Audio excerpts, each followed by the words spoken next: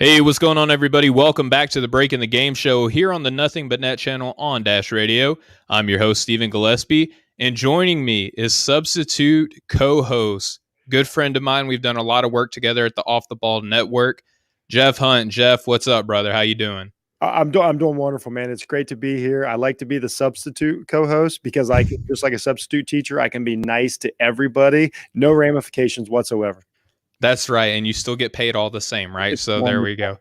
go. All right, well, we have a wonderful show lined up for everybody today, but before we do that, we're going to go ahead and proceed with our newest sponsor of the Off the Ball Network, and that is Manscaped. Just want to remind everybody that support for Breaking the Game is brought to you by Manscaped, who is the best in men's below-the-waist grooming. Manscaped offers precision engineered tools for your family jewels. They obsess over their technology developments to provide you the best tools for your grooming experience. Manscaped is trusted by over 2 million men worldwide. We have an exclusive offer for our listeners today that's 20% off, plus free shipping with the code BTG, which we know stands for Breaking the Game, at manscaped.com. Jeff, it's great to be sponsored by Manscaped. It's great to have you here on the show. But let's go ahead and introduce our special guest for the evening. That is Mr. Corey of the Hardwood Herald. Corey, what's up, brother? What's happening, fellas? Thanks for having me. I'm excited to be here. Dude, we are excited to have you. Corey, I got to tell you, I've kind of always, I don't want to sound creepy or anything, but I'm kind of creepy guy. But I've kind of kept up with you and stuff like that on social media. I have your magazine, the first issue that you made of the Hardwood Herald. It's, if you can see, it's hanging up behind me on my wall here, right by Slam Magazine. And, love the issue. We're going to get into kind of your influences and stuff like that. And co-host Jeff, you're a big fan of his podcast, right? Dude. Oh yeah, I'm a big fan of first of all, Nothing But Netflix is one of the greatest podcasts out there. If anybody wants to catch up on that, I've got the magazine over there myself. You're very interactive on Twitter. You and Larry did a great show, this year during the NBA bubble. Huge fan. Appreciate it, guys. You guys got some good art in there. Not, besides the magazine, Jeff, that's the good stuff behind you. I thought you might like that, man. I thought that might catch your eye. Yeah, Jeff and I also do like a comic book based podcast called Setting the Screen, where he's more the host and I'm the Jeff on that show right now. He's so just brains. It's the dream team. It's the dream team. We're glad that we got you together, man, because you have a lot of great stuff going on with the Hardwood Herald, with all of your shows. You create a lot of content too, like your film sesh videos are really informative. But before we get into talking more about that, I want to ask you just about like your sports fan experience, kind of where you're from, how you grew up, and just kind of, I want to understand what has influenced you to get you where you are today. I know that you're taking more and more big steps, but before you get big time, man, I wanted to get you here on the show and learn a little bit more about you. Yeah, so I'm from New York. So my fandom as far as sports goes is pretty much New York across the board, except for hoops, where I'm a Chicago Bulls fan. I was born in '86, so that was a good year in New York sports. Mets won the World Series, Giants won the Super Bowl. But all those other sports, like I love football every Sunday. I get my Chipotle, then I'll watch the Giants, me and Larry. But there was something about basketball the first time I watched it, and it was June 19th, 1993, Game 6 of the NBA Finals. I don't know. It just captivated me in a way that I can literally recall where I was. I was like 6.5 years old, or almost 7 years old. And I remember, my grandparents' furniture in the room I watched it. I remember just watching the ending, the fourth quarter of that game, where Michael Jordan scored every single point except for the game winner. And then John Paxson hit the game-winning shot. And I thought it was like the coolest thing ever. The intensity of the game, the celebration at the end of it. And I'm not even going to lie. I was so just enamored with the game that whoever won that particular game, that's who I was going to rock with, I think. So I was like this close to being a Phoenix Suns fan. And partly because of that, I was drawn to those Phoenix Suns jerseys. like those are some of my favorite jerseys of all time. I love those. Charles Barkley. I couldn't have gone wrong. Whichever way it had gone. Luckily for me, I guess, or unluckily, depending on what time frame of the fandom, the Bulls won, and one of the best teams ever. And it's funny because right after that, Jordan retires. Right, so Jordan retires. I'm from New York. The Knicks are actually better than the Bulls going into my basketball fandom. So it would have been easy to just jump ship and, follow the rest of my teams, the St. John's Red Storm, the Rangers, the Giants. But I stuck with the Bulls, and, I've stuck with them ever since. And, they're the one consistent in my life. I feel like they taught me about relationships and heartbreak and, and all the good deep stuff, Corey. Yeah, man. No, well, go ahead, Jeff. That's great. I was going to say that's a great story. I'm also a Bulls fan, and so just to hear Corey tell, I'm a little older. I was actually on our senior trip after graduating. During that game, we watched that game at Myrtle Beach. Like every other kid from Ohio, we go to Myrtle Beach after we graduate. We watched that game though. We took the night off, and there's probably however many guys were supposed to be in the hotel room. There was 10 more than that. We watched that game that night, and Paxton makes the shot. The rest is history. So I appreciate you bringing that up, man. That's awesome. Yeah, it's a great memory. Memory for sure. It really is, and I feel like it's an important part of who we are as basketball fans, right? Like basketball, we hear it described as the beautiful game, right? Like there's other sports that have said that about themselves too, but I truly feel like, and you see it in the way that just culture in general has been entrenched into basketball, because I feel like of how global it's become, all the influences that everyone from all over the world can bring into it and share it together. It's a beautiful game in that aspect too. And then just the way that the game has kind of grown and evolved and has become more and more skillful. Not going to say better because I don't want to upset people, and I'm not going to say worse because I don't want to upset people. It's just changed. It's a lot different, Jeff, from when you first started compared to like when Corey watched. I was born in 90, Corey, so I did get to see a little bit older Jordan, right, play some basketball. And I grew up being a Phoenix Suns fan because they had my guy Joe Johnson when I really started watching and paying attention to football. So ISO Joe, I'm from the state of Arkansas, so he's a real big influence on me and my sports fandom as well. But look, ISO Joe, man, like I said, I live in New York, so those Nets teams, ISO Joe is, he was one of the guys on those net teams. So I also loved ISO Joe with Phoenix, and I got to say they don't let him get away. I mean, Suns got to win at least one, and I think probably multiple titles. That one hurt them for sure. I'll never.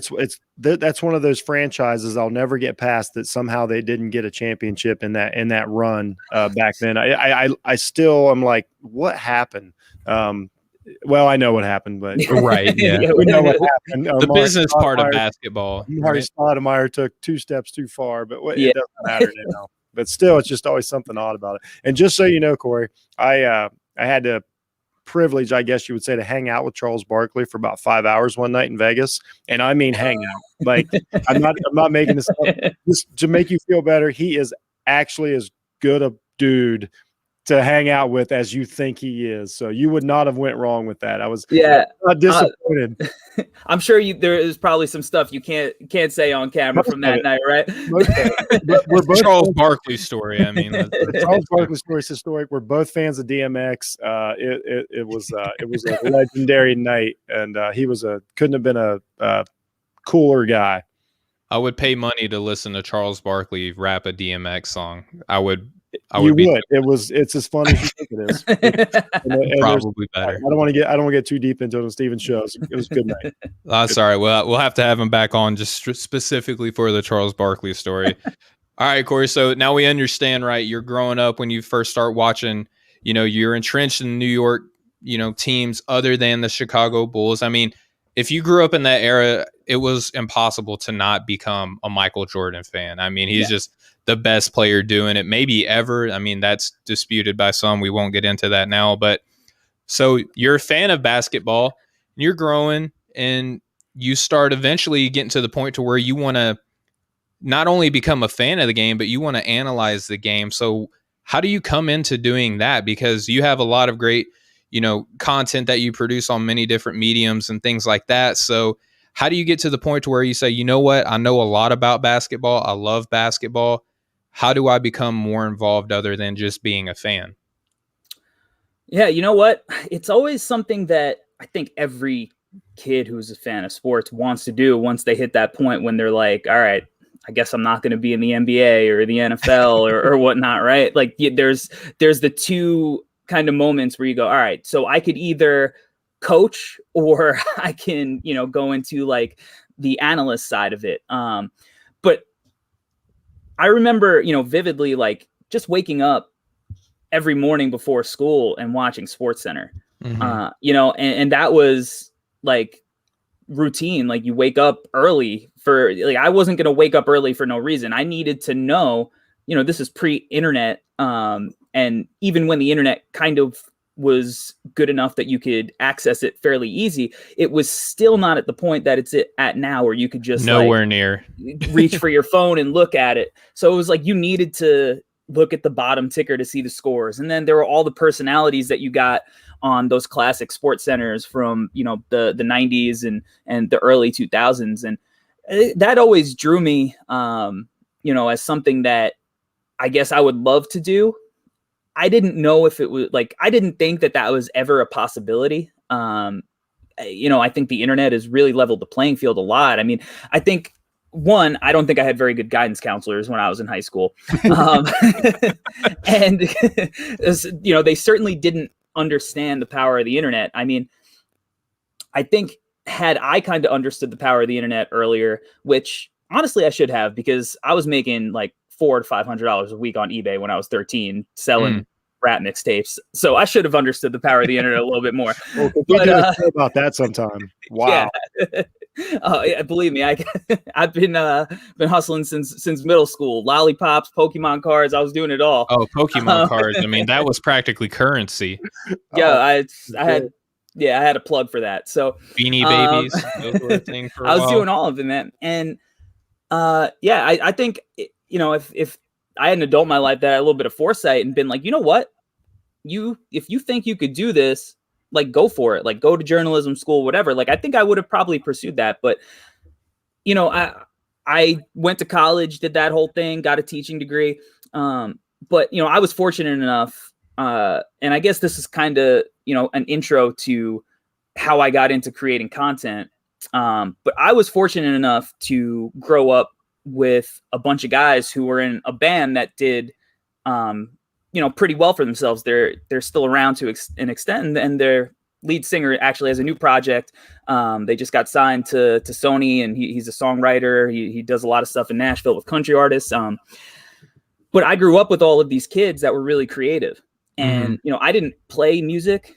I never really had like the urge to play music because I was into sports and like I liked skateboarding. So I was into like punk rock and skateboarding. Like I could have been Tony Hawk or Michael Jordan if you like gave me a path. I would have liked to be either.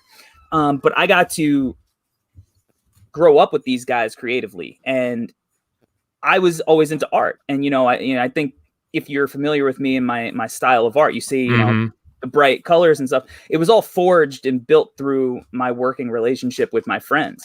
So I started designing t-shirts and stage banners and all this stuff. And eventually I started going on tour with them. And, I went on tour for most of my 20s, from going from a 18 passenger van to a tour bus, like the whole journey. And that's kind of how I started creating content. I got into fashion. I designed, I was like the creative director for like a kind of like a streetwear label for, a long time.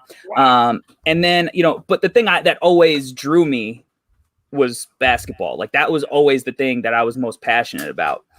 And then, Larry and I, a few years ago, we were like, yo, maybe we should try a podcast or whatever. And this is like pre-Zoom era, pre all that. And we were just like recording into like a cell phone, like raw, no edits, like any music. We were literally playing YouTube and holding our phone up.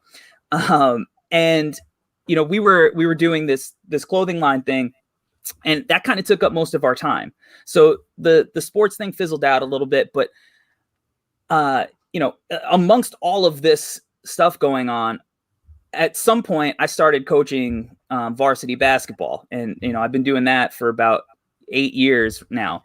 And it got to a point where I was just like, you know what? I got to stop making excuses, because like, I know the game, I know creatively, like I have, I'm going to bring something different to the table. Mm-hmm. I just got to do it. I stopped putting it off. And a couple of years ago, I just decided to go for it with the basketball thing. And at first I was just writing a lot. I didn't know how to edit video. I started editing video, honestly, a little over a year ago. Yeah. Wow. So like, I just decided to stop. You could never tell. You could never tell. I thought you like went to school for this or something. No. I just look. A little secret, like tools of the trade. Let me get a pen and paper. Hang for video. I can use for video. For video editing, you gotta keep things simple. Like the key for me is like, I've been doing graphic design for like 20 years. So, and only as a hobby. I never went to school or anything like that. Like literally growing up on message boards, learning how to, use Photoshop and whatever, like all doing like DIY. But like with video stuff, as long as like the graphics look good, the editing part, like that's easy. That's the simpler, the better. You just got to get like the graphics on point. So that's kind of why all my stuff looks good. I'm not doing anything too crazy, as far as video editing. Although like anything else, you get better and more comfortable every day. And I've had some projects that I worked on that have been challenging and have pushed me and have made me a better editor. But yeah, like I said, a couple of years ago, I just decided I gotta stop, and started writing. Said, you know what, I want to do video. Just figured it out on the fly. And then, with the podcast and stuff, I was like, you know what, like stop putting it off. Like you just got to do it. Like just figure it out. You don't know how to do it. Well, if you don't start doing it, you're probably not going to learn. So just do it. Yeah, and that's, absolutely. That's been my mentality. And honestly, the past couple of years, I started the Hardwood Herald at the end, I think, of 2019, or the draft cycle of 2019. And then, it's been an awesome experience ever since. Yeah, you do such a great job with pretty much everything that I've seen. And now that I'm hearing, like you do clothes, you do graphic design, like, why didn't you just start trying an instrument? I'm sure you'd be great at that too, right? Like you just run out of stuff to be good at. Yeah. You know what? I thought at the beginning of the pandemic, I was like, you know what? Maybe I'm going to actually learn how to play an instrument finally. Like all my friends, they'd always be like, I'll teach you, like, like I bought a bass. I learned a few songs. Like I was just like, this is going to take me so long. So I just put it off. And plus, I got a big ego. I would have been a singer anyway. I can't be, in an instrument. So, well, I mean, Flea's a bass guitarist, and he's iconic. He is, for sure. But so a couple things that you touched on there. That is exactly what, like, I'm a little older than Corey. I was born 10 years before that, so I grew up through the 80s. And Corey, a lot of his graphics really touch into the the NBA Jam kind of thing, that style, and that's what drew me to it. Like, is literally the graphics. I saw it, and I'm like, me and this guy got something in common. Like whatever he's selling, I'm buying. So it's really cool to to hear him talk about it, and like the creation of like, that's how he got me.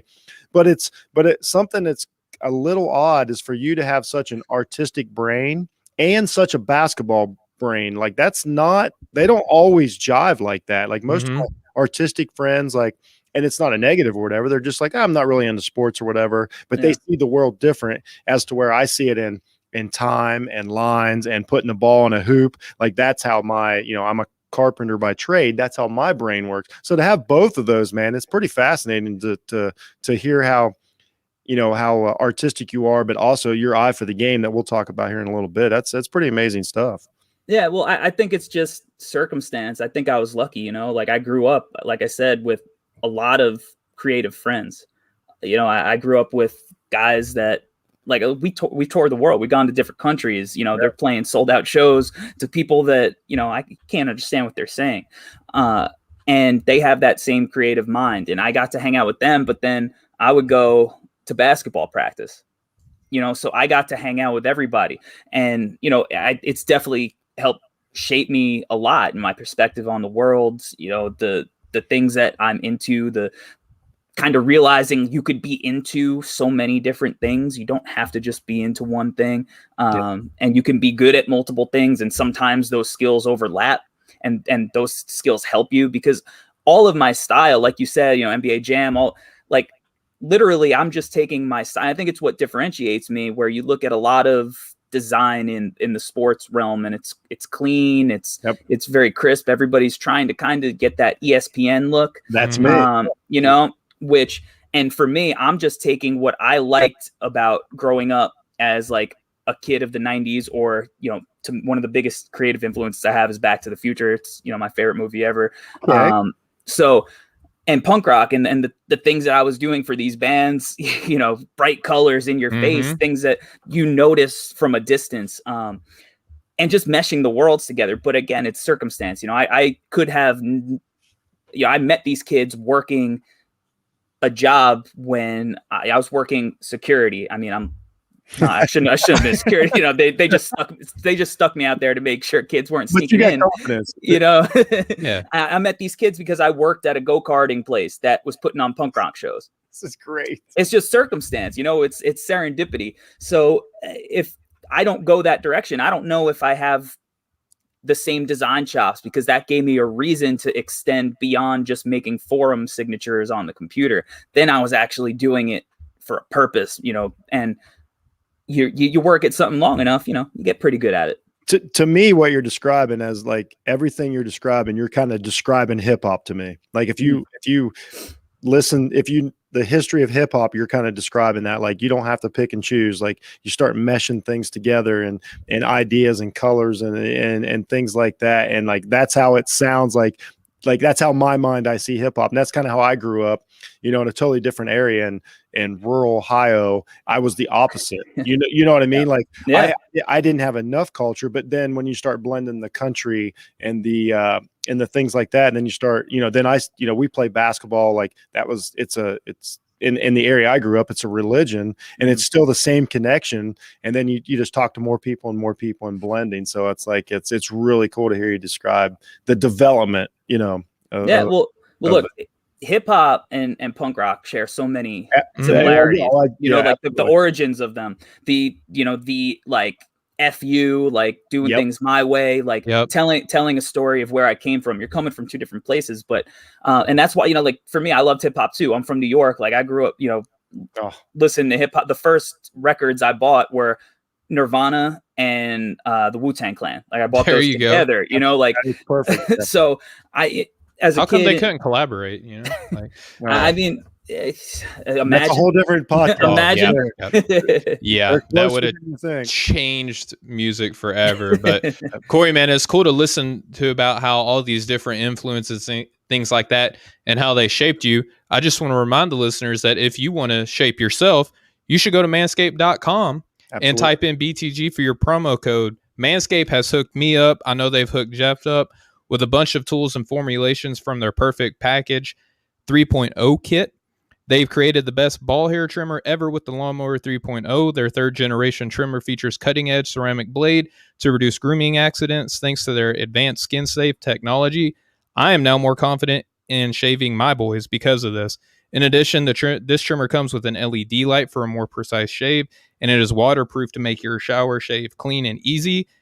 And don't use the trimmer that you use on your face for your balls. That's just nasty. The Lawnmower 3.0 comes inside their brand new Perfect Package 3.0 kit, which comes with everything you need to keep trim, cut-free, and smelling nice down there. The Manscaped Perfect Package 3.0 also includes the Crop Preserver, which is an anti-chafing ball deodorant and moisturizer. You already put deodorant on your armpits. Why are you not putting in deodorant on the smelliest part of your body? And yes, your balls stink. Speaking of sweaty and stinky balls, I'm thankful for their Crop Reviver. This product, along with the preserver, keeps your balls from sweating, smelling, and sticking. Manscaped threw in 2 free gifts into their Perfect Package. A pair of high-performant Manscaped boxer briefs that'll keep your junk feeling fresh all day, and a travel shed bag to keep all your grooming goodies. Trim that junk of yours. Keep 20% off and free shipping with the code BTG at manscaped.com. Your balls will thank you. Thank you for putting up with the ad read there, Corey, and we can move on with the rest of our show here.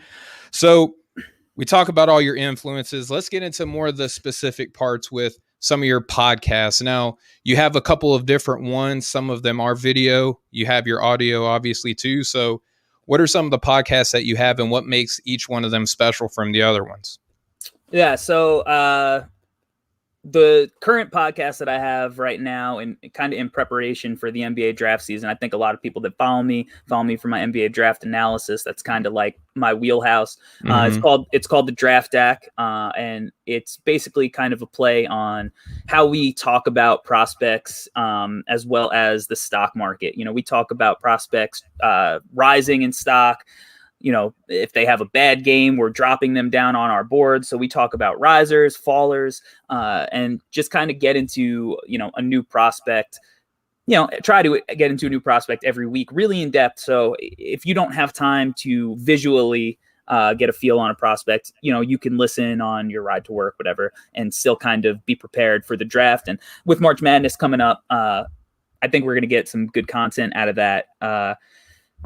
We also do Nothing But Netflix. We've kind of taken a little bit of break. I'm trying to rework it a little bit. Jeff misses Nothing But Netflix. Better. Yeah, Nothing But Netflix. No, Nothing But Netflix might be my crowning achievement as far as naming something. It's a basketball movie rewatch podcast. Kind of self-explanatory.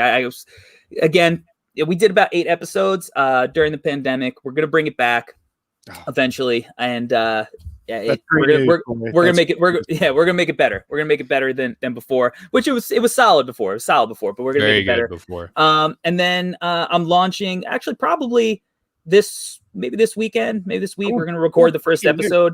Jeff, you mentioned NBA Jam, so we're gonna do a show called NBA Jam Sesh, and we were doing it kind of as like a live show / kind of podcast, and we're going to change the format. We're going to make it more of like a 10 to 15 minute web show.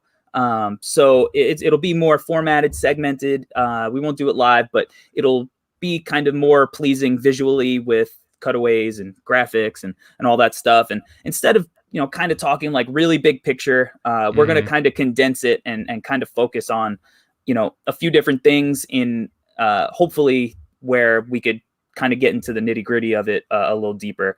So I think that covers it all. Sometimes I feel like my mind's all over the place. I got so much stuff going on. I you forget. Do, man. But that's, and as far as like podcasts and stuff, that's where that stuff's at, and then obviously my main thing that people know me for is the Film Sesh, NBA draft prospect breakdowns on my YouTube channel. Yeah. So you do the Film Sesh, and you also do. So that Film Sesh includes rookies, but it also talks about current NBA players and things like that too, right? So every now and then, Every now and then, right? That's not your most frequent one, but I've seen a little bit of that. So between both of those, I love your video breakdowns that you do of these. And I remember when I got the mag, and it just so happens to be you put out this mag as I was just starting to get into podcasting and analyzing draft prospects and stuff like that too. And so I'm reading through your mags about how you feel about all these different prospects. And I'm like, I'm a Wiseman guy.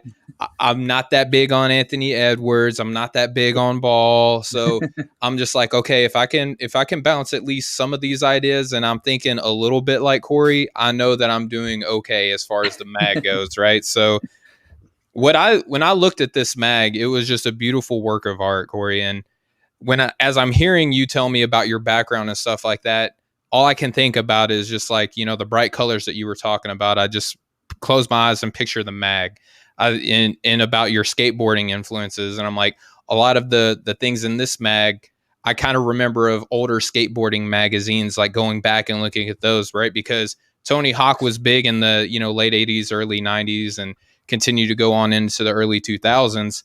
So I'm looking at all of these things in this magazine, and it totally correlates with everything that you're telling me on your background, man. And it's so neat just to see all those influences culminate into a beautiful work of, it's literally art, but it's also informative. Yeah. Yeah, you kept it true to yourself, and that's the important thing. Like when I got it, I was like, yeah, this is the guy that like I know from the podcast and stuff. So you succeeded like incredibly right there. Yeah, it's super. That was my draft Bible. Like that was my draft Bible because the one thing I'll say about Corey, like if you go watch his videos and everything and his analysis, which it's crazy. We're talking about all the art and everything, but we'll get into it. His breakdown of players and stuff is like it's scientific, like real world stuff. And he doesn't go for clickbait. You know what I mean? He doesn't just say somebody's terrible and then hoping he gets, a million clicks on it, whether the guy is or not. Like it's a genuine assessment of these players. And I learned to trust it, and it went pretty well. So yeah, it's really cool. The magazine was awesome, man. I appreciate it. I got to get mine signed next time though. Yeah, next time, dude. Come on now. Come on. All right, look, you let me know. I got you. And I think, you guys are into the comic stuff. Drop a little hint. It might be a little comic book themed for issue 2 a little bit. Might be a little comic book themed, but just when I thought it couldn't get any better. You go and do something like this. I remember that tonight. I was like, I think Corey might like my backdrop a little bit. Like that was in the back of my brain somewhere. Yeah, I appreciate that, guys. I mean, and it's funny. I never planned on putting a magazine out. Like what goes through your head when you're just sitting around one day, like you don't have enough going on? You're like, I'm doing, 3 different podcasts. I'm doing a couple different video things. You know what I need in my life? I need to just create a magazine. Like, how do you go through that process? Yeah, we haven't even touched on the thing that probably took up most of my time during the draft process, that it's kind of on only people kind of sort of know about, but I'll talk about it a little bit later. But honestly, the past draft process was so long because of the pandemic, and it kept just getting pushed back further and further. So it got to a point where I was like, I've put in so much time and so much work on these prospects. And, one of the biggest things in any kind of draft, in any sport, like people want to see your big board. That's something that people really get behind. But for me, I was like, I'm not going to release a big board unless I'm confident in kind of the order in some form or fashion. I'm not going to just put something out just to fill the content. Like I need to actually be confident enough and believe in what I'm putting out. So I'm like, well, how am I going to do this? Because it's going to be a tremendous amount of work. You got to really think hard and put work into this and time into it. I don't just want to put it out in like a screenshot of a tweet or like an Excel spreadsheet, and then like a couple of people click on it and then like exit out. Right. And then it's gone. And you spent all this time on this thing. And then I was like, all right. Like that's a great way to put it. I feel terrible about the tweets that I've put out into the world now. Look, you don't have to feel terrible, man. I'm playing, brother. Corey, you're right. I do NFL power rankings every week, and I spend 20 hours a week putting them out. And I'm glad I do it, and I'm happy to do it, and I love the feedback. But that's exactly how I feel. It's like my 20 hours is 15 seconds for somebody to look at it, and I'll keep doing it. But you're 100%. Yes. Yeah. Well, and it's important to do stuff like this too. Like I do a lot of stuff that takes me a while that I put out, and then it's like X amount of people see it, but it's not always like how many people see it, but like it might be that person who sees it. The right person. It might be the right person. But so, anyway, back to the magazine. Like I'm like, all right, so I'm not going to do it in that way. Maybe I'll do it in a video. I got this YouTube channel. It's doing well, especially with the draft stuff. And then I'm like, other people are doing that. And for whatever reason, I like to just put myself through this torturous thing where I have to do stuff a little bit differently. And I'm like, what would be cool? Like, how do I do this where it's not just like a fart in the wind, and also like it's a little bit different? So I'm on my couch and I'm watching this documentary on this magazine called Big Brother. The documentary is called Dumb, but it's on a magazine called Big Brother. And it's this kind of skateboarding magazine that I read as a kid that was kind of like the counterculture skateboarding magazine. It was, like less about like these professional shots and like it was more just like DIY, pushing the envelope. And eventually that magazine turned into what everybody knows as the Jackass franchise. It was all of those guys who had started this little independent, ridiculous magazine. And so I'm watching it, and I'm on my couch, and I'm like, maybe I should do a magazine. And then I go, literally did just Yeah. and then I go, no, that's crazy. I don't know how to do a magazine. And then I turned that idea off in my brain. And then the next day I'm kind of like, maybe I should. And I'm like, but how am I going to do it? So I start really, I'm like, all right, I don't want to put a magazine out and not have like enough content that would like I need to fill it up with content. So I started reaching out to some people, seeing if they wanted to, work on this with me. And luckily enough, and it's what's so great about the internet, you build this community up, and you make connections with people that are willing to do and help out with these crazy, projects that you have in mind. And you had from there, Rashad Phillips on. He's been on our show. He was a phenomenal interview, man. I listened to the episode and watched, or I watched it rather. That was a great episode. Thank you very much. Rashad's a great guy. Yeah. So like I reached out to Rashad. I reached out to my guy CP, the franchise from Knicks Fan TV. I reached out to a bunch of people to see if they wanted to maybe contribute as a writer, guys who I respected their draft opinion, especially because, and this is something that Mike Schmitz kind of taught me. Like there's so much room for everybody, like in my lane, like just because other people are doing draft stuff, like I'm not going to be like push them aside and try to like I'm going to win this. I want them to win too. There's enough room for everybody. So I was like, I want them all to contribute. We'll make something really cool. And then once other people committed and started writing stuff, I was like, all right, well now I have to do it because I got these other people to do this thing. And I researched how to get it printed and all that stuff. And eventually it happened. And I honestly didn't think anybody was going to buy it now. And it didn't even matter to me. I was just like, I want to do this because it's going to be cool. It's different. And if nobody else sees it, I know that like I did it. It's your own, man. Like that's yours. It's mine. And we totally get it. Yeah. and I pulled, from all my influences, from the skateboarding magazines, from Nickelodeon, from NBA Jam, from all of the punk rock bands and the hip hop magazines I read, and like just WWF the magazine growing up, like and then obviously like Sports Illustrated and Slam and all the other like the basketball influences, and I melded it. I made it my own. I put it out, and I didn't even know if I thought maybe it's going to be a one-time thing, and it turns out like it was successful enough that I'm able to do People another want issue. more, dude. I'm gonna do another issue, and it's coming fairly soon.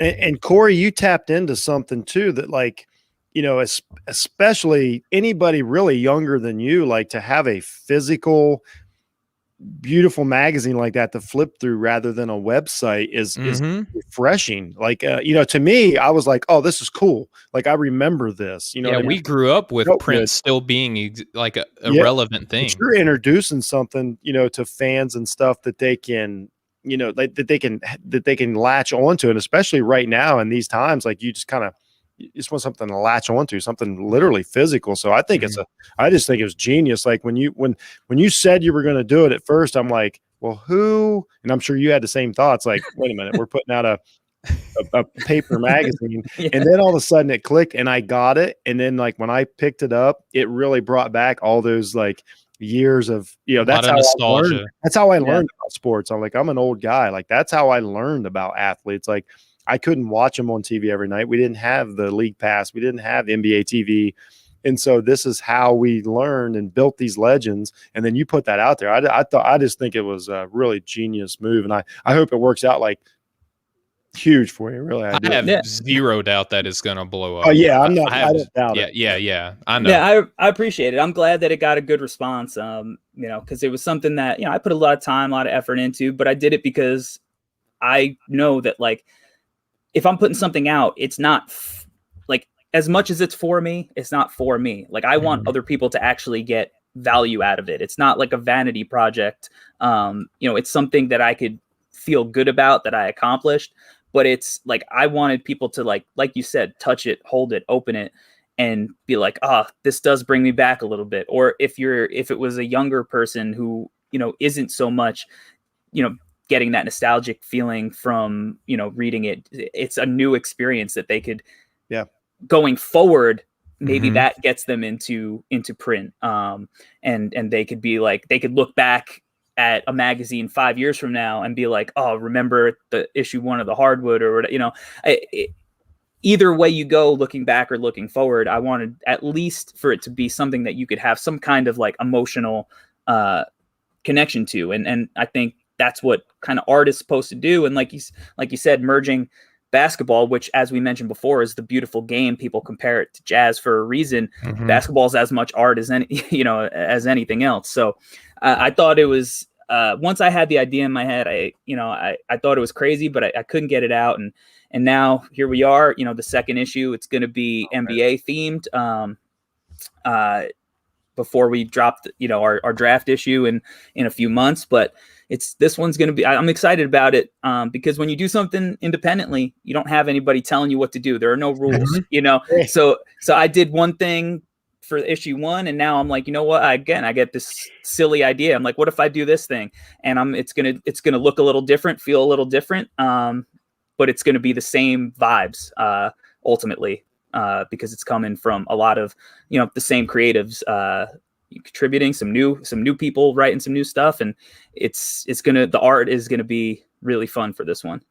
And I just love the idea of coloring outside the lines, like even the lines that not that you really put them on the shelf, but maybe when you put out one issue, maybe it sets forth like some sort of expectation where issue 2 comes out. We're like, okay, like we know a little bit about how Corey does his thing. And like from what it sounds like, you're going to be like, nah, y'all think y'all know, y'all have no idea. I'm going to color outside of the own lines that y'all put on me.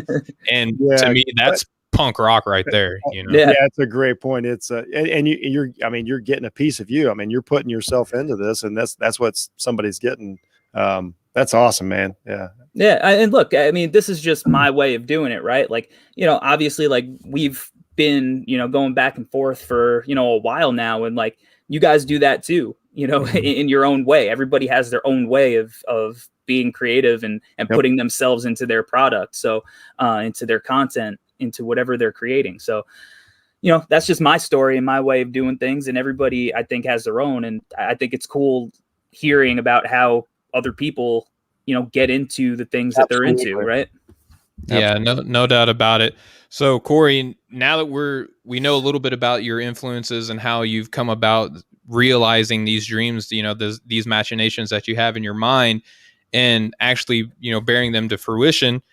And like Jeff, you pointed this out earlier, we've talked about so much of the art aspect because I think that's where I lack the most. So that's what has attracted me more to it, absolutely. Which is so weird because one would think that I would be drawn more to the analytical side. That's because that's where I am, right, in my lane.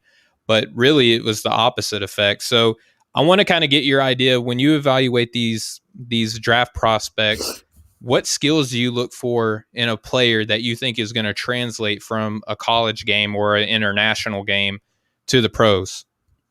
Yeah, I mean, I think it kind of depends on the prospect and the tier the prospect's in. If you're talking about a guy who's a top 3 pick, I need to see some of the same qualities in that player that matches up with the direction that the game is going and people that are kind of having success already doing similar things. If I'm looking at guys maybe in the middle of the draft, I don't care if they average 20 points a game in college because they may not have that same role in the pros. So, okay, you scored 20 points a game in college. Are you going to be able to shoot spot up jumpers and be okay with it? Are you going to be able to just defend? Or do you need the ball in your hands? You had the ball in your hands in college, but it might not be that way. So can you adjust? And I think if you have a game that kind of matches that, then I could feel confident that that's where I can slot you. And then, it depends. Like at the end of the draft, it's like, you got two different kind of profiles. You have that older player who is just going to be solid and contribute right away. And like, if you're one of the better teams, that's kind of the move that you're going for. Or it could be that it's the player who's really raw with a lot of athletic tools, but doesn't yet know how to play the game. And maybe you're just taking a shot in the dark. So it really depends at what part of the draft. But I'm just looking for things that are translatable to the NBA. And I think one of the things that helps me in that is that I really don't like college basketball. Like I don't really watch it live. I'm an NBA guy. I like NBA. I like pro hoops. So when I watch college games, I really don't care about the storyline. I don't care about the rivalry of the school. Like the only school I really have any kind of affinity towards is either St. John's, because most of my family went there. It was like some of the first basketball games I went to live, and it's like nostalgic. Or Villanova, because I went to Villanova basketball camp growing up every summer. Otherwise, I don't really have like an affinity towards schools, storylines, conferences. Like it is what it is. And it makes it easy for me to just look at a player and be like, other people might be like, this player is killing it. They're going to be this great prospect. And then I look at it and I'm like, well, he doesn't look like the NBA players that I see in my head. And sometimes like they don't need to. Like sometimes they're one of ones and there's nobody to match them up with. But in that case, I still want to see like, all right, well, what is their primary position? Are they a ball handler? Are they going to be able to guard out on the perimeter? Can they, how do they read the game? How do they process? So there's a lot that goes in, and I think it differs for each prospect and where I think they should be slotted. But I try to keep it to as much of a, what is this player going to be in the NBA? And that's kind of the first thing I look for. Like, do they have NBA skills, and are they okay with the skills that they have, or do the, that's kind of how I attack it to start. I got to tell you, Corey, you answered about 4 follow-up questions that I had. That was like, I'm serious. I had all those questions. You nailed it, because I'm the same way. Like you can't get caught up in March Madness. You can't get caught up in the name on the jersey, especially in basketball when there's so many 1 and dones and 2 and dones. But you caught all that. And just, a little bit, every time you say St. John's, it hurts me a little bit, because St. John's and Malik Sealy broke my heart 1 year in the tournament when we had a really, really good team at Ohio State. So, but I also missed them. I missed the Big East. We won't get into that. So, like you touched on about all 8 questions I had. It's like he's done this before or something, right, Joe? Real quick, I just want to I want to ask you real quick about as far as like evaluating. When I look at a player, I'm not a basketball genius, but when I look at a player, I want to know what he can do without the ball in his hands. Like that always kills me, because when you get to the NBA, you're going to have a strong point guard or point forward or whatever, bring up the ball. Playmaker. Yeah. What do you do when you don't have the ball in your hands? And that's when I look on a court, like, are you standing around? Are you hustling? Are you making it easier on the other guys? And you kind of touched on that a little bit, but that's awesome, man. Yeah, I think that's important. Like you said, look, if you go to the Lakers and you're, a primary ball handler in college, guess what? You're no longer a primary ball handler. So can you hit shots and spot up? Do you know how to, like you said, move off ball? Can you cut? Are you going to do the dirty work? Are you going to set screens? All of those things. And because the NBA is the best of the best, and the role that you play, you might be playing with a guy who plays your position because teams, maybe their philosophy is draft best player available.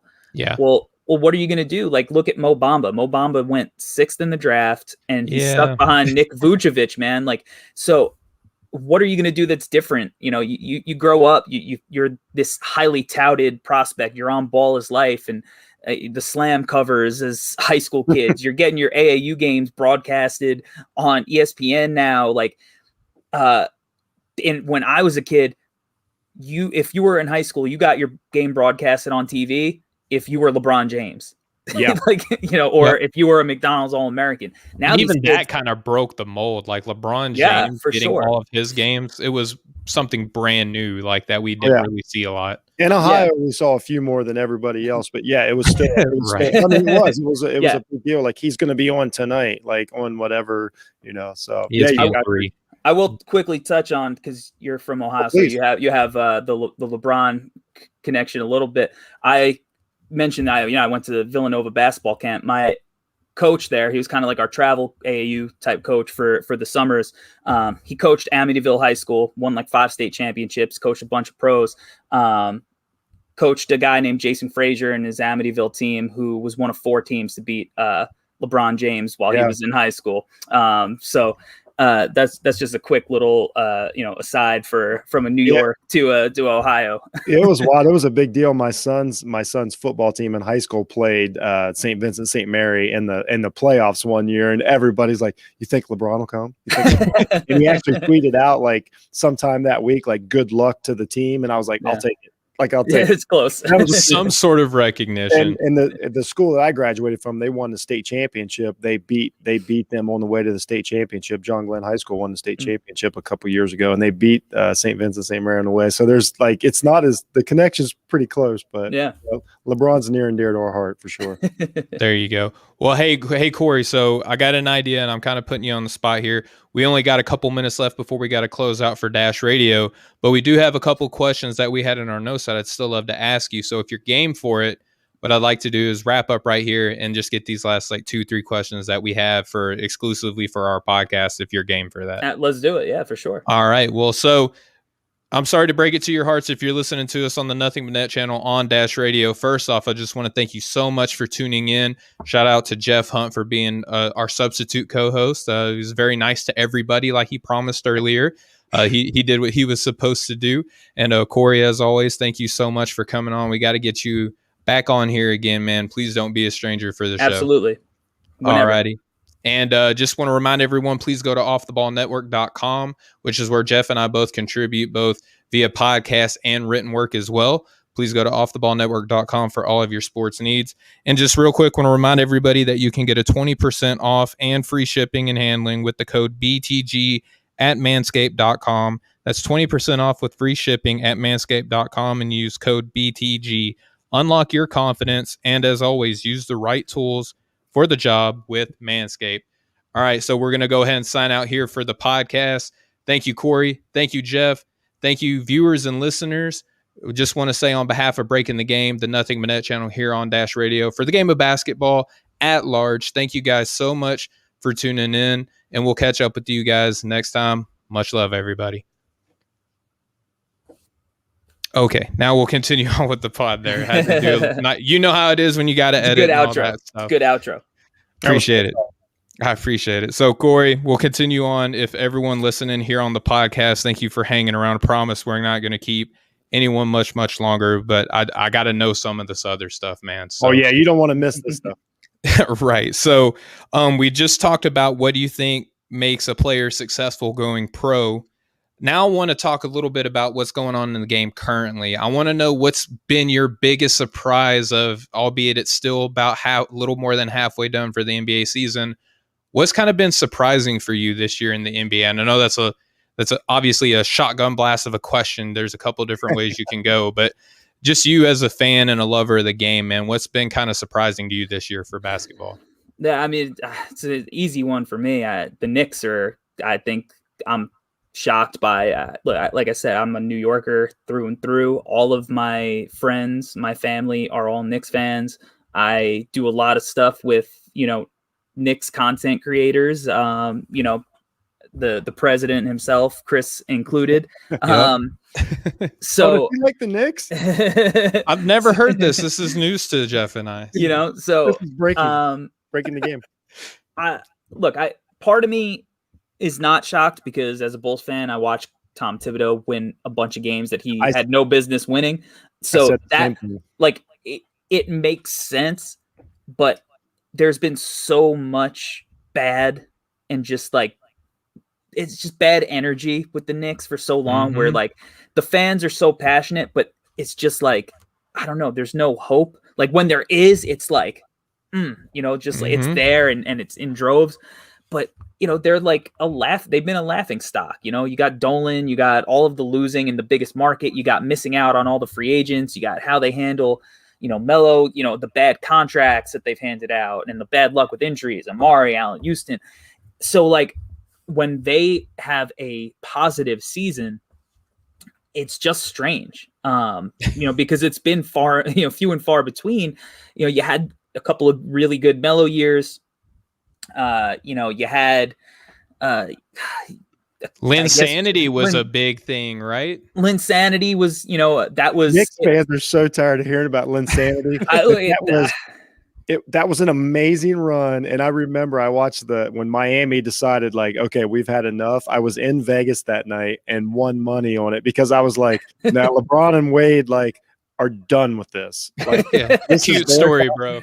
Yeah, this is their time. They tortured that young man. I listened to an interview with him the other day, and he even admitted it. He's like, they were taking turns on punishing me that night. So it seems like something like the story you'd see on Disney Plus. It doesn't even seem like it's a real thing. It's like the Mighty Ducks, but. So the Knicks are shocking, man. I mean, I think they had a good draft. I still believe in Obi Toppin long term. It's definitely it's definitely a bit weird now because Julius Randle turned into this fantastic Nobody player. could see Randle doing this. No, nobody did. And I obviously, if they had foreseen that, I think they'd have gone in a different direction with their first pick. So now, like, the future in New York, it's a little murkier because he's kind of more of a one position player, and Randle, is obviously cemented himself as an all-star, but quickly, I like the quickly pick in the moment. Yes. So, but if you go 1 for 2 in a draft, that's a huge success. Absolutely. I'm not saying by any means. I'm not saying Toppin's I'm not saying he can't play, but I'm saying if you get one guy that helps you in a draft out of 2, that's giant. And then Toppin will probably be a better player for it.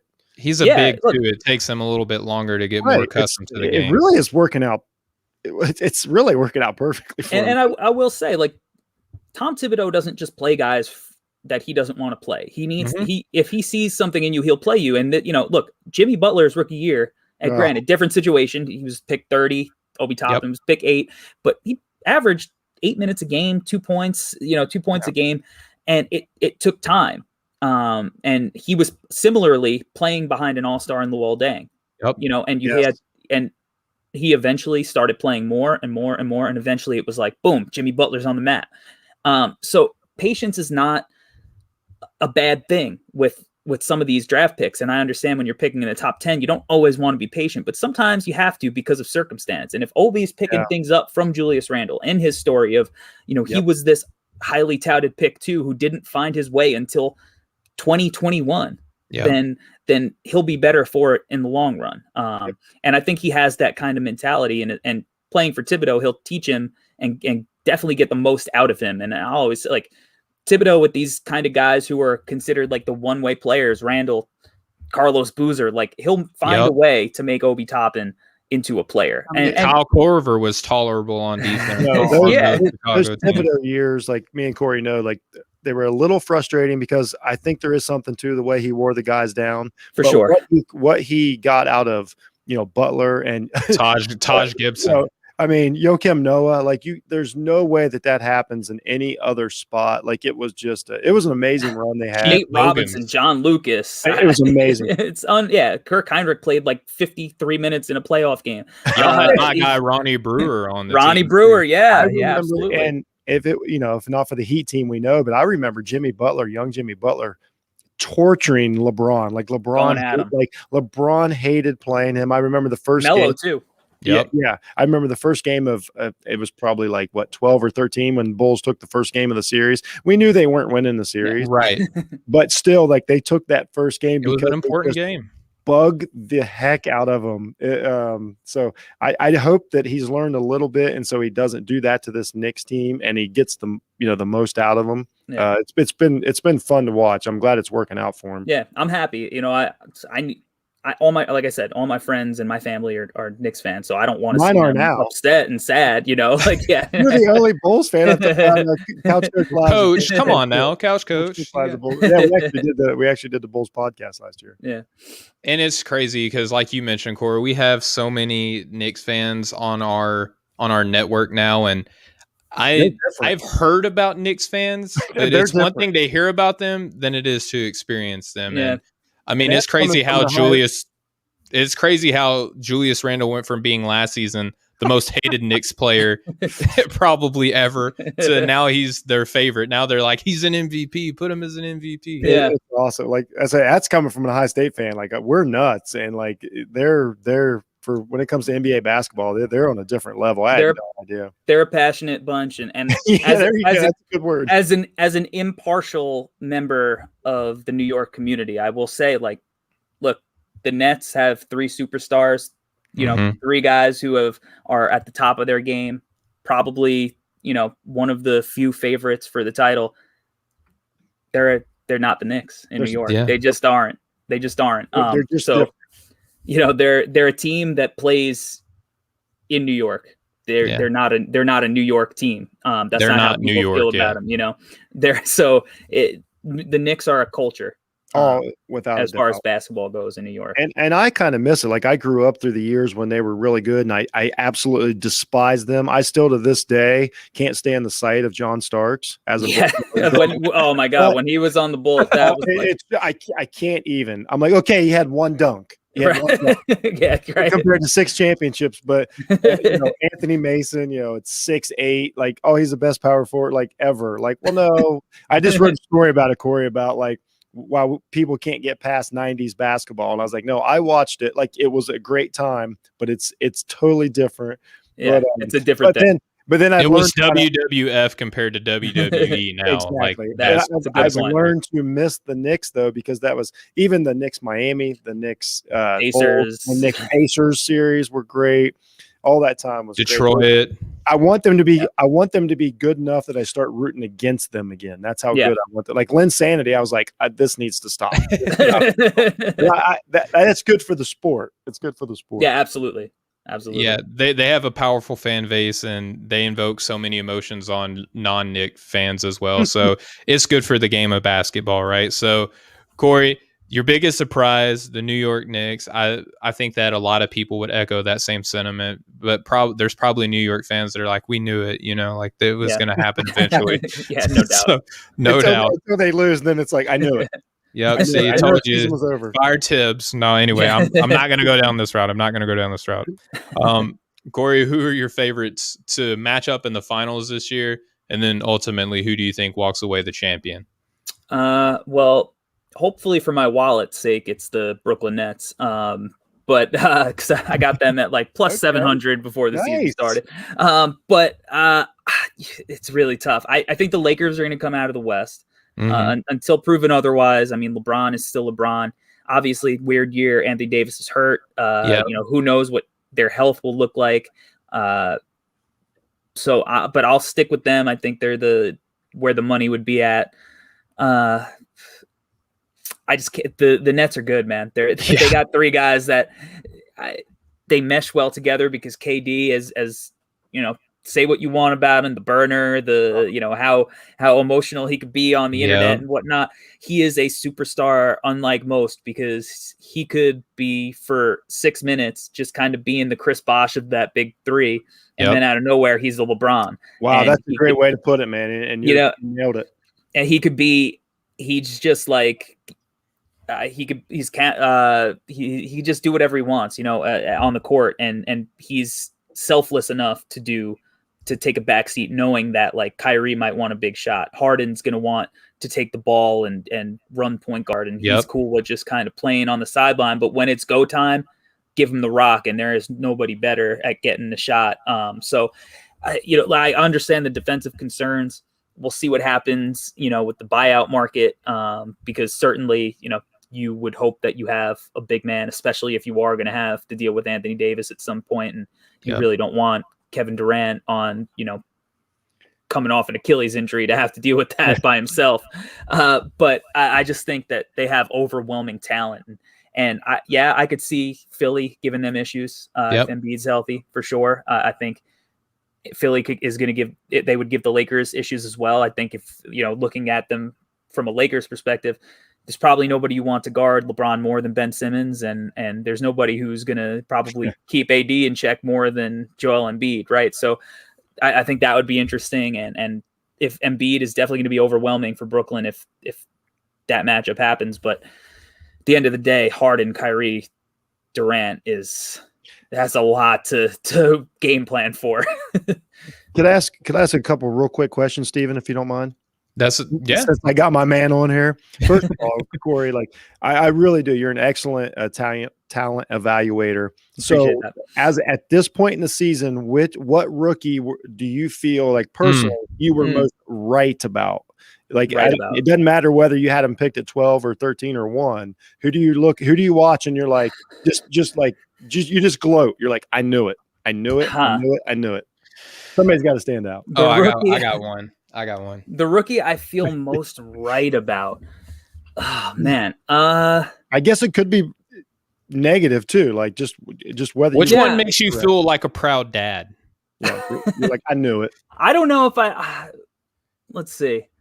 I'm trying to think. I'd have to pull up the list to look. I mean, I think I feel confident about Wiseman. Yeah. Okay. I like Wiseman a lot. A lot of people were like, no, this isn't going to work. I think one of the things, I had him first, which was definitely controversial. But you helped me feel confident in my I actually did too. And then I've been saying it and I'm like, I got to be wrong about this. And then finally Corey said it. And I'm like, okay, I might not be wrong about this. That's all I need. Yeah. And I really sure. One of my big things was that, like, I think Wiseman is a better prospect than Onyeka Okongwu. And Okongwu, hands down. And Okongwu was getting all of like the kind of like draft nerdy hype. Bam Adebayo, the Bam, right? And I was just like, that's a hard. He could not be Bam Adebayo because he's he doesn't there like Bam wasn't Bam when he came in. But even then, like I got it like.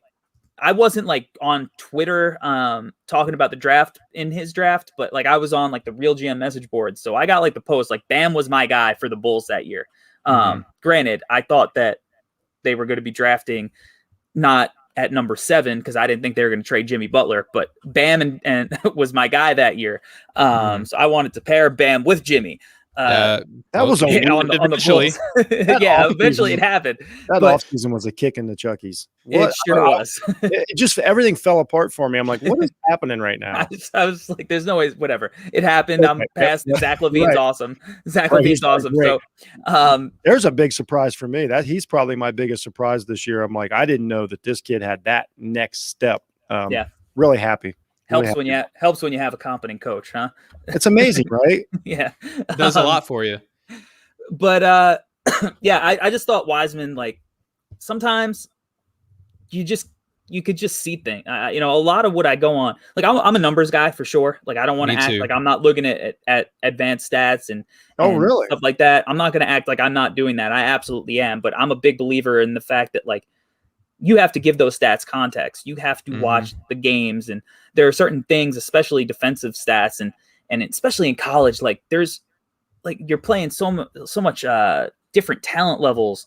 The conferences are different. It's so hard to compare college stats and advanced. And so I think I was just a big believer in the eye test. And with Wiseman, as soon as I saw him, I was like, you know what? Like, this kid moves crazy. For a guy his size. He was Chris Bosh to me when I watched him on film. But he's like stronger than Chris Bosh, right? Yeah, and like, he was like defensive minded.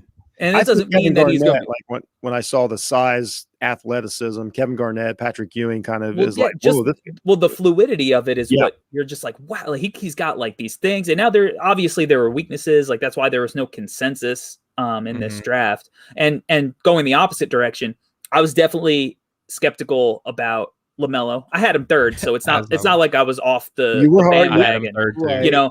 And I also wrote about in the magazine why the Charlotte Hornets would be the best landing spot for him. Yep. So I wasn't like totally off. But I was skeptical because I saw a lot of weird stuff in Australia where I was like, man, that ain't gonna fly at the next level. And to his credit, he has completely worked on all of those things, and now he looks like the future kind of all-star, superstar, all-NBA guy, potential MVP that one day you could foresee leading a franchise deep into in the playoffs.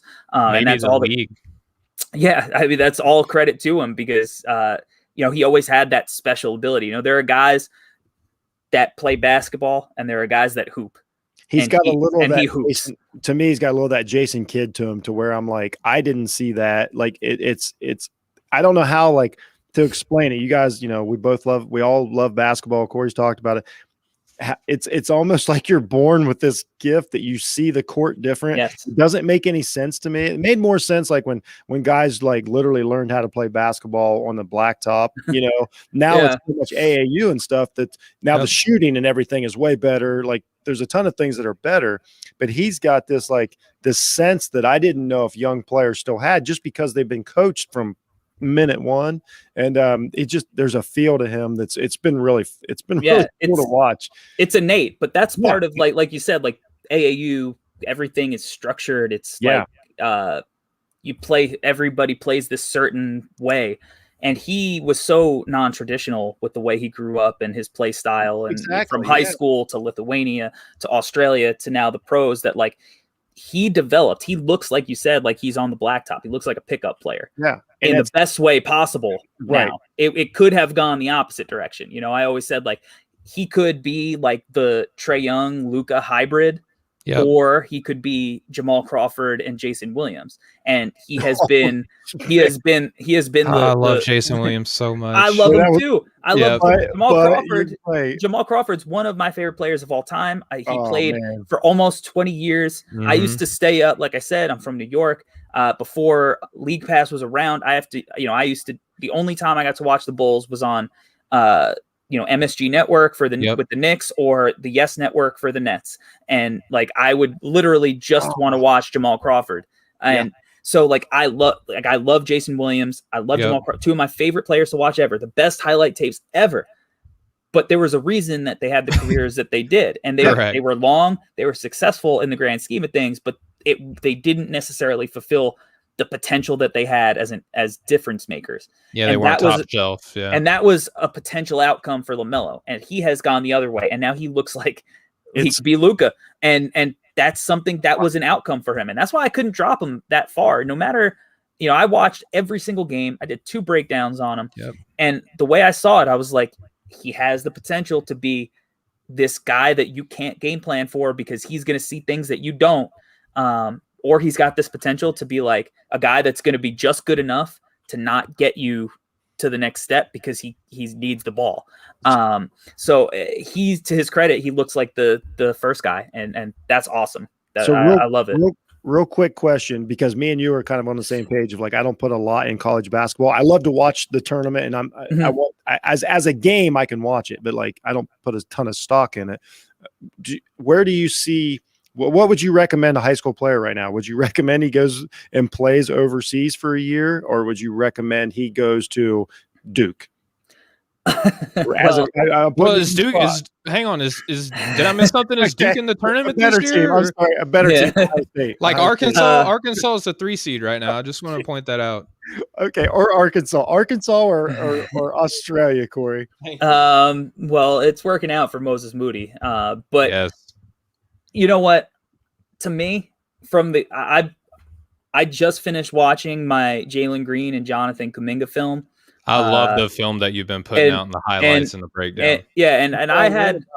I already knew their game pretty well. I did a breakdown for Jalen Green for preseason of his FIBA play and his high school AAU stuff.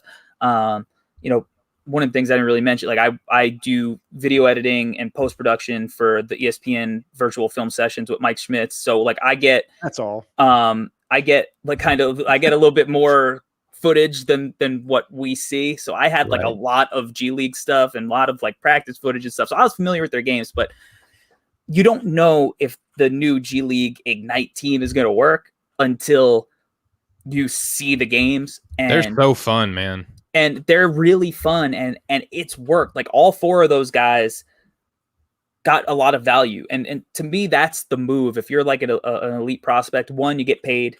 I mean, the elite prospects get paid by the colleges too, but you legally get paid. Yeah, you don't get you don't get a duffel bag. You get the direct deposit.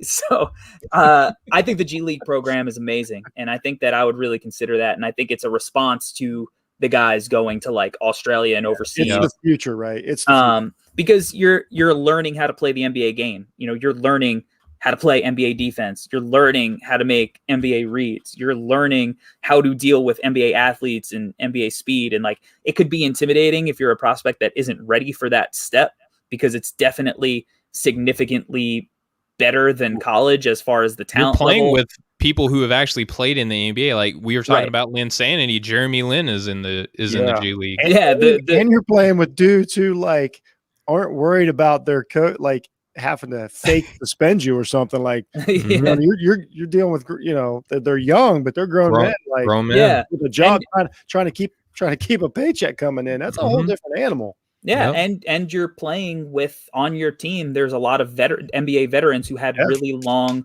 careers that you can learn from immediately. And you're getting kind of like NBA feedback, NBA coaching, and you're getting, you kind of have a clearer path to, like, for if you're an NBA franchise and you're thinking about drafting one of these kids, it's a little bit easier to get like really good feedback from the program. So to me, direct scout access, that's what I take away from it. I think it's without a doubt the future of the league. Yeah, I think that eventually there's going to be more than one team, because I think a lot of these kids are going to want to go in that direction, and I think it's going to force college basketball, the NCAA, to rethink their business model, because that's what it is. I did my master's dissertation on why the NCAA is corrupt, so I'm not a huge fan of the way that they handle that. There's nothing to support there. There's nothing to support there. So I think get a free education. Go on somewhere with that. Go on somewhere with that. So I think that's the route that you're going to see a lot of kids going, and I think that it's not going to always go as smooth as it went for this circumstance. There are going to be guys who struggle with it for sure, and maybe it hurts their stock a little bit. But you see the different, like LaMelo, it didn't hurt his stock. He was a top 3 pick. Yep. But RJ Hampton went to Australia and he got picked in the 20s, and he's a kid that if he went to college, he probably is at the least a lottery pick. So no I'm matter still what, high on him, by the way. I still think Hampton's got some game in the pros. He's got some. He's athletic, boy. Like, and he's in a good program in Denver there, where he could be brought along slowly and develop and play with a guy like Jokic, who makes literally everybody better. Yes, sir. So, no, there's no route that is guaranteed for any prospect. No. I think you have to look inward and do a little bit of self-reflection as a prospect and kind of find the best situation for you, because you don't have to go to a Duke.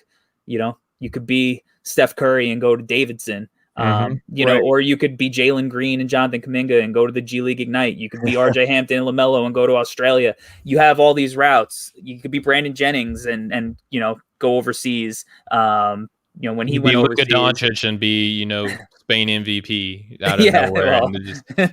But that's a little harder. But I think what's important is that the more options, the better. That's what's important. Is like you got to get the control out of the hands of like I remember the famous story when Michael Beasley went to Kansas State to play for Huggins. Yeah.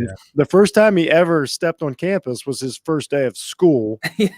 And then you got to and as soon as the tournament was over, he was gone. I'm like, we got to get the one and done thing has to be gone. Like that's just, I don't want to have a whole podcast about it, but that part's just got to go. It's ridiculous. It's a charade. It's a charade, right? Like these guys aren't they're not student athletes. So why even pretend that they are? They don't even have to really go to school, especially basketball, because of the way it's set up. Like they literally just have to show up and play the season and then leave. Nothing else matters. It's ridiculous. The only people it makes money for is the networks, announcers. Anyway, we know all that.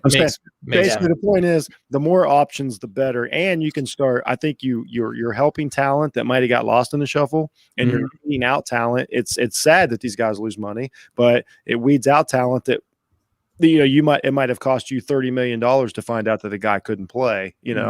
So it benefits everybody. Yeah, creating more fair options. That's what it's about. But Corey, man, I just now we're officially going to say goodbye for the time being, or see you later, rather. Yeah, see you later. Yeah. So thank you so much, man, for for agreeing to come on the show. Like I told you offline earlier, like I felt like we had to have worked together somewhere down the line before this, and I just think it was past time. Like we 100%. Felt like we should have linked up way sooner, but I'm finally glad couldn't we be did. happier to be a substitute teacher. Seriously, man. I love your content. Like you're kind of my guru when it comes to like filling me in on these guys and stuff. And just tell Larry I said hi, because absolutely, I really, you guys do some great work, and I know big things are coming, and I can't wait for the next magazine. I appreciate that, guys, and likewise, I'm tuning in. I see you guys go live. I'm popping it up for sure. And I'm happy that we finally got to do this for real instead of, just going back and forth on Twitter and whatnot. So this has been a lot of fun. And again, I appreciate you guys having me. Absolutely. All right, man. Well, you're a real one, man. You're a true gem, and can't wait to link up with you down the line. And I'll be creeping on your timeline. All right, brother. You have a good one. We'll talk soon. All right. As to you guys. All right.